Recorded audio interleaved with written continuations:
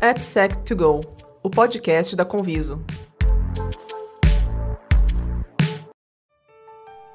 Fique agora com o AppSec Drops. Aqui, nossos especialistas comentam as principais notícias do mundo de AppSec. Olá pessoal, sou Wagner, CEO da Conviso. Estou aqui hoje para mais um episódio do AppSec Drops. O nosso bate-papo é rápido, direto e objetivo com algum tema técnico dentro da área de segurança de aplicação. Estou mais uma vez aqui com o Thiago, nosso diretor de produtos. Manda aí, Thiago. Aí, Wagner, chegou aquele momento de novo da gente falar de algum tema importante de segurança de aplicação e discutir, colocar o assunto em pauta com a comunidade. Bacana, vamos lá. O tema que a gente escolheu hoje é um tema bastante espinhoso, eu diria, porque na grande maioria das vezes a gente está muito focado em identificar vulnerabilidades, em construir um programa, só que o desafio maior vem como corrigir essas vulnerabilidades, né?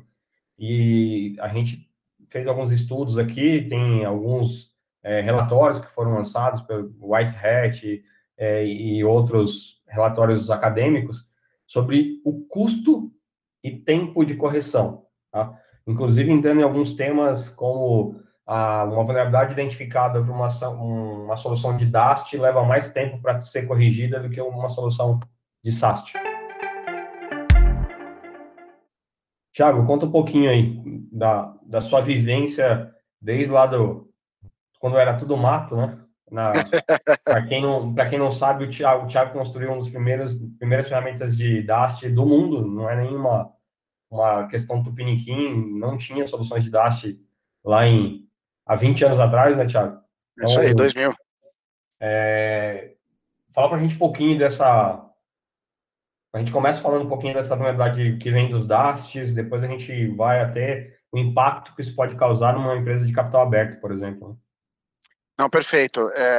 Esse realmente é um tema, olhando ele aqui, parece uma reedição de conversas que a gente acompanhava lá atrás, né? 20 anos atrás, eu me lembro que o primeiro estudo, quando a gente começou a desenvolver o primeiro engenho de DAST, acho que é assim, o maior motivador, né? E acho que eu posso começar por aí, porque é um vetor importante, né? De por que a gente automatizou, né? E chegamos no desenvolvimento de uma ferramenta, porque assim não existia nenhum outro método, né? Senão o próprio empirismo das pessoas que estavam trabalhando para encontrar vulnerabilidades e corrigi-las, né, antes que o problema ganhasse uma escala ainda maior, né? E eu me lembro dessas primeiras discussões, né, quando a gente começou a falar nas primeiras ferramentas de automatização e tudo mais, é que fora o custo, né, que existia um custo escondido de simplesmente ignorar a vulnerabilidade, mas você não fazer nada, né, e de repente detectar o problema no meio da produção, né, quando já estivesse andando, isso representaria algo em torno de 15 a 20 vezes o custo original para correção. Lá atrás, naquela época, a gente está falando no começo dos anos 2000, né? Que é um estudo que é constantemente apresentado em tudo que a gente fala sobre AppSec, né? Quanto Exatamente. mais tarde você identifica uma vulnerabilidade, mais caro ela para ela ser corrigida, né? E aí deriva toda a cultura de shift left, etc., né? E um dos precursores, até bom falar dele, né, o pessoal da Contrast, na época, né, começou falando disso, quer dizer, tinha uma ideia do STLC, quando a Microsoft, e aí é um tema que você conhece bem, porque, para quem não sabe, a Conviso foi a única empresa da América Latina convidada pela Microsoft para participar do programa de STL, né, da Microsoft. Mas assim, esse é um tema importantíssimo, né? Por que a gente roda de uma maneira sistemática, né, uma combinação de ferramentas para fazer uma detecção de vulnerabilidade? No primeiro momento, né, esquece o shift left, não existia esse termo lá atrás, né? Então, por que a gente queria rodar para detectar? Justamente para reduzir o custo, né, do impacto das vulnerabilidades. No final das contas, quando a gente abordava no DAST lá atrás o scan, né, rodando um pouco antes de entrar na produção, né, isso era o máximo de sofisticação do shifting left, era rodar 2, 3 dias antes de entrar em produção, né? E quando a gente fazia isso, quer dizer, de alguma forma já criava-se um norte, um mapa, né, para que você pudesse alocar times de desenvolvimento, manter os times alocados, né, porque às vezes você estava fazendo um decomissionamento do time, porque ele já tinha entregue o projeto para começar um novo projeto, aí você fala, opa, peraí, tem vulnerabilidade ainda, então, eu peguei recentemente lembrando aqui meu material, quando a gente falou de conversar sobre sistema, eu peguei aqui uma mensagem antiga, cara, do Jeremiah, lá da época do White Hats, ele tentando fazer uma inferência, que eu me lembro na época, até entramos na discussão lá na Web Security, na lista, falando sobre qual era o custo para correção, e a estimativa era assim, 40 horas, uma vulnerabilidade em média tomava em torno de 40 horas a $100, então uma vulnerabilidade tomava mais ou menos em torno de $4.000, isso sem contar, né, os custos de parada em produção, qualquer alteração que você tem que fazer com o time de infraestrutura, você não está levando em consideração os custos do pessoal de infraestrutura. Então, do custo de operação, né, de correção, né, não necessariamente todos os outros custos atrelados, né?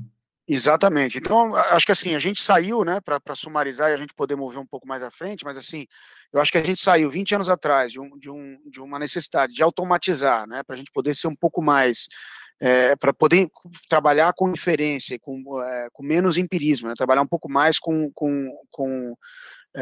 dados, com fatos, né, e a gente vem evoluindo, quer dizer, o shifting left, eu acho que tem assim, por trás disso tem um vetor econômico muito forte, empurrando esse teste para a esquerda, né? O shift left é aquela história, né? Não é nada novo, é o que eu sempre falo, né? Igual o DevSecOps. Mas esse fala de automação, de esteira há muitos anos. E DevSecOps e shift left são nomenclaturas criadas para dar mais relevância ao tema, né? E, óbvio, está diretamente ligado a dar um retorno ao investimento, né? As empresas não aceitam mais investir por investir, né? Não vão investir porque está na moda, né? Você precisa dar um retorno. Então, eu invisto em segurança de aplicação para que eu tenha menos vulnerabilidade e o custo para corrigir isso seja menor. Para construir soluções seguras seja menor. E aí, uma outra coisa que eu achei legal aqui, que eu até comentei na introdução, que nesse estudo da White Hat também, eles falam, né, que de acordo com a criticidade e com o tipo de análise, esse tempo e, consequentemente, o custo para correção aumenta. Então, alguns exemplos aqui, né? Ele fala que uma vulnerabilidade crítica de DAST, identificada pelo DAST, leva, em média, 148,6 dias, né? Ou seja, 149 dias. Já a mesma vulnerabilidade crítica identificada pelo DAST leva 52 dias. O que faz bastante sentido, né? Se a gente pensar na lógica de onde e como é identificada a vulnerabilidade, né, Thiago? Porque o DAST, eu faço com a aplicação runtime, ou seja, rodando, e eu tenho que pegar a partir de um vetor, fazer uma análise para chegar até a causa raiz. E o SAST, ele já vai direto no código, né? Sem dúvida.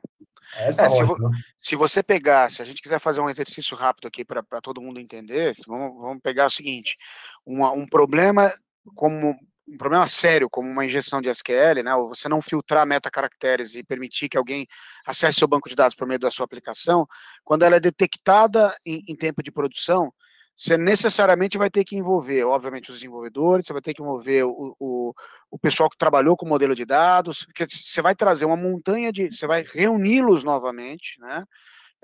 Você certamente vai trazer, para quem ainda vai ter o DBA lá na ponta, vai ter que conversar com o DBA, que o estudo do impacto de qualquer mudança é muito grande, né? Quando você está fazendo isso um pouco mais à esquerda, no tempo vamos dizer, no tempo de construção, né? Quando a gente entende aqui, não está muito claro quando é que foi feito esse teste aqui com o SAST, né? Na maioria dos casos, quando foi feita essa pesquisa aqui, mas a gente está entendendo que está sendo feito lá no CI, quando vamos dizer, o release já, teoricamente, já teria recebido todo o commit aí dos desenvolvedores, né? Se isso está acontecendo naquela fase, é muito mais fácil, né? Porque você ainda tem, o desenvolvedor pode tomar alguma decisão com relação às camadas, né? As classes que vão lidar com o modelo de dados. Então, assim, se a gente tangibilizar, trouxer um caso concreto, fica fácil entender por que começa a ficar muito mais caro lá na frente, né? O envolvimento de gente. Desse código, né? Porque você rodou o SAST ali num release, num deploy, alguma coisa, você consegue ir lá e chegar até no commit que gerou aquela vulnerabilidade, né? Você tem toda isso aí. a SCM, né? Bom ponto, é isso mesmo, é isso mesmo. Acho que o tempo de detecção, o tempo de remediação, né? E é interessante que eu estava aqui também acompanhando, quer dizer, eles falam um pouco do rate de remediação, né? Em torno de 50% do rate de remediação, o que, de uma certa forma, me parece, né? Esse ratio, né, entre a capacidade de remediar, inclusive mostra uma dificuldade, apesar, né, isso aqui é talvez até um tema para a gente, para uma próxima discussão, mas é o quão eficiente é a correção, né, nas duas fotografias. O que me chamou a atenção é que está muito, muito próximo, né, tanto o SAST quanto o DAST, eles falam em torno de 55%, quer dizer, o SAST com 55% de rate de remediação e o DAST com 50%, né? É porque eu acho que ali ele está mais abordando o tema, né? Uma vulnerabilidade identificada pelo um DAST, por exemplo, a chance de ser uma vulnerabilidade de arquitetura, que vai mexer com design, alguma coisa, é pequena, né? Então, o rate ali ser próximo do SAST faz sentido, na minha opinião, por isso, né? E também influencia ali a criticidade, né? Então, você deu um exemplo de um SQL injection, né? O SQL injection é bem mais complexo para corrigir do que uma falha de ausência de uma flag de secure no cookie. Então, também a criticidade da vulnerabilidade também muda o tempo investido para a correção, né? Não Sem só o dúvida. tempo para iniciar a correção, mas para executar a correção, né? Sem dúvida, sem dúvida. Não, e a tendência é sempre trabalhar com aquilo que é mais. A gente, obviamente, prioriza o que é crítico, mas o desenvolvedor, o cara que está na ponta, começa geralmente onde tem menos resistência, né? Tentando resolver aquilo que parece ser mais simples no começo, né? O que a gente falou, né? Por exemplo, o SQL Injection, putz, pode envolver uma camada de dados, pode envolver. Não é fácil ele chegar lá e num legado e meter um prepared statement, por exemplo. Ele vai ter que fazer uma proteção ou criar uma view, tem toda uma complexidade, né? Já numa vulnerabilidade crítica, de criticidade baixa, né? Numa flag, putz, ele chega lá num servidor de aplicação, habilita um recurso lá e resolvido, né? Tem cenários que isso não é tão fácil? Tem, mas é mais pela operação do que a dificuldade técnica, né? O esforço da dificuldade técnica. Não, sem dúvida, eu concordo. Eu acho que isso acaba levando a gente para um outro ponto, que assim, é importante nessa análise toda, é o custo escondido, né? A gente veio falando do lado Dash, quer dizer, eu voltei 20 anos no tempo para falar do engenho do Dash, como a automatização nos ajudou a resolver abordar um pouco a discussão que existia lá atrás, que era justamente, e essa até uma coisa que eu não adicionei, essa discussão, quem é mais velho vai lembrar, é uma discussão do próprio do Instituto de Software da IBM. A IBM começou com essa discussão muito forte, que era o custo de remediar problemas de requisitos não funcionais e funcionais e não funcionais de software. Né? E isso acabou, o pessoal da Contrast pegou, derivou isso para vulnerabilidade, começou a se falar em ferramentas para poder melhorar isso e reduzir o custo. A gente foi andando 20 anos aqui para frente, chegou no momento em que a gente está, em que teoricamente com GitOps, com o uso enfim, da automatização dentro da esteira e os sensores em cada uma das fases, a gente tem uma expectativa de abordar isso cada vez mais rápido e diminuir o custo. Você está falando em automação de correção hoje, né? Hoje já tem como você tomar uma decisão e habilitar um recurso numa aplicação Cloud Native, né? Por exemplo, no seu PaaS lá, você vai lá e configura automaticamente e corrige, né? Exatamente. E a gente está vendo aqui, né? A gente estava comentando essa semana, inclusive, sobre um projeto específico com um scan de infraestrutura como código, né? De ACI, e até mesmo na hora de fazer alguma preparação para a produção, né? Você pode pegar no caso de um Terraform, modificar um TF-state e aplicar uma correção diretamente lá na ponta, né? Uma regra num numa camada de load balancer, habilitar uma regra específica no WAF. Então, tudo isso começa a fazer sentido numa esteira que não é mais só de código, né? De código, que eu quero dizer, de sistemas, né? A gente está falando de uma esteira que é código, exatamente, como infraestrutura, né? Legal. E você falou de alguns custos ocultos, né? Tem um blog post que saiu lá na TLDR-Sec, eu não vou lembrar qual é o autor, mas um pesquisador contando qual foi a saga dele para corrigir uma vulnerabilidade que tinha sido identificada no Google, né? E aí ele reportando toda a cronologia do negócio, né? A complexidade não foi chegar lá e corrigir, né?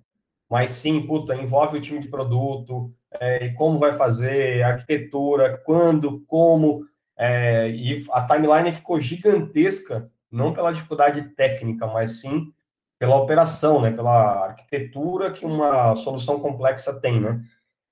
Isso eu acho que é uma outra coisa também que as pessoas costumam negligenciar, né? Entender que a correção de uma vulnerabilidade não é um mero desafio técnico, né? Tem muita coisa envolvida, né? Sem dúvida. Ó, você comentou agora, e isso é interessante, né? Você pega rapidamente e faz uma busca por o Top Bug Bounty Programs, né, em 2021, e é interessante que eu caí aqui num cara com os top 30. Eu olhei, enquanto a gente estava falando aqui, eu passei rapidamente pela lista. Cara, dos 30, os 10 primeiros são empresas de capital aberto, que de alguma forma estão produzindo programas de bug bounty, e aqui ele está fazendo pelo payout, né? Então, pelo valor que está sendo pago para o researcher. O que conecta muito com outro artigo, que a gente estava discutindo um pouco antes de entrar aqui no ar, que é um pessoal da Universidade da Flórida, da Central Florida, que desenvolveu um artigo, que acho que ele até promete se desenvolver, o artigo deve ter continuidade, aí é um estudo que está sendo feito por esse grupo de pesquisadores, que varre os NVDs, que varre toda a lista de database de vulnerabilidade, do database de vulnerabilidade, e ele faz o quê? Ele varre por empresas de capital aberto, ele procura a data da vulnerabilidade sendo descoberta e ele faz uma busca pelo preço das ações naquele período em que a vulnerabilidade foi detectada. E em muitos casos, óbvio que ainda é um estudo, né, essa é a linha principal, mas é uma linha para provar uma tese que a gente acredita que existe um impacto direto na imagem que pode ser medido pela depreciação do preço da ação, né? Então, quando você pega casos como a Microsoft, né, que lá em 2003 escondeu um problema com um ambiente de desenvolvimento Visual Studio, quando você pega o Yahoo, quando escondeu o problema com o e-mail, o vazamento, o Uber, quando também teve vazamento, e de uma certa forma tentou botar panos quentes, né, e esconder isso, né, qual foi o impacto direto nas ações. E você não acha que o bug bounty acaba se pagando, né, de uma certa forma, né? Sim, mas acho que a gente tem que fazer um ponto antes aí, né? Porque o bug bounty ele é interessante, mas ele é resiliência, né? Ou seja, tem todo um trabalho, né? Então, o que eu acredito ser o melhor caminho, né? E o que os estudos mostram é você trabalhar para que não tenha vulnerabilidade. Que é a história novamente, shift left, em construção segura, que eu bato muito nessa tecla porque a indústria, principalmente boa parte dos profissionais, eles estão muito voltados para identificar a vulnerabilidade, para o bug bounty, né? O cara está caçando falhas, só que para se ganhar o jogo, a gente tem que pensar na construção, né? Porque corrigir vulnerabilidade sempre vai ser caro e complexo. Sem dúvida. Então, o bug bounty se paga? Sim, se você pensar nessa visão de que, olha, é mais fácil eu pagar um valor para ele do que alguém explorar essa vulnerabilidade e cair em minha ação. E a gente sabe que o retorno sobre investimento em AppSec é alto. Só quem não faz essa conta ou não tem um orçamento previsto não consegue chegar a essa conclusão. Agora, seria mais baixo ainda o investimento se investisse na base, na construção. Então, a gente deixar de ficar comprando só ferramenta para identificar a vulnerabilidade, pentest, bug bounty, e voltar um pouquinho, né? Pô, trabalhar a modelagem de ameaça, trabalhar toda a parte de orientação para uma arquitetura segura, requisitos, né? A gente faz requisito para um monte de coisa e não se faz requisito para segurança. E aí, no final, o teste, ele já vai ter uma orientação melhor, pode-se até diminuir o custo com o teste, e, além de diminuir o custo com o teste, o principal, né? Você tem menos vulnerabilidade para corrigir, né? É Sem menos dúvida. tempo que você volta e tem retrabalho com custo altíssimo, é menos o outage, né? Ou seja, parada de produção, impacto. É um Então, bom ponto. essa É um bom, matemática, para mim, é bem simples. Assim, uma não, pena que o é um bom mercado ponto. não entenda tão bem. Não, sem dúvida, é um bom ponto, cara, porque se a gente avaliar, né, o bug bounty, de certa forma, é uma terceirização de um problema que a gente também, não é o tema aqui da discussão, mas a limitação também de mão de obra, né, gente para poder avaliar, às vezes tecnologia, o cara terceiriza, mas eu gostei do ponto que você falou, porque eu acho que a gente, de uma certa forma, olhando um pouco o artigo, inclusive, da Central Florida, quando ele fala do problema e ele fala que mesmo com toda essa repercussão, quer dizer, o que a gente está falando aqui, para o nosso ouvinte do outro lado, parece até, às vezes, chovendo no molhado. Pô, mas todo mundo sabe, né, que um problema reportado numa empresa como o Google pode afetar as ações, mas, de fato, quando você vai investigar isso, esse artigo fez isso, ele foi atrás dos managers, do senior board, né, dos administradores, e fez uma pesquisa perguntando quão relevante e quão prioritário era a correção de vulnerabilidades. Ainda assim a adesão desse tema foi muito baixa. Né? Então, você percebe que a gente ainda trata o problema como a gente fala de shift left, está todo mundo olhando, a gente está discutindo sobre a questão, mas no final todo mundo quer resolver com o bug bounty, né? Todo mundo quer falar, puta, deixa os caras descobrir aí, e a gente vai lá e corre para remediar, né?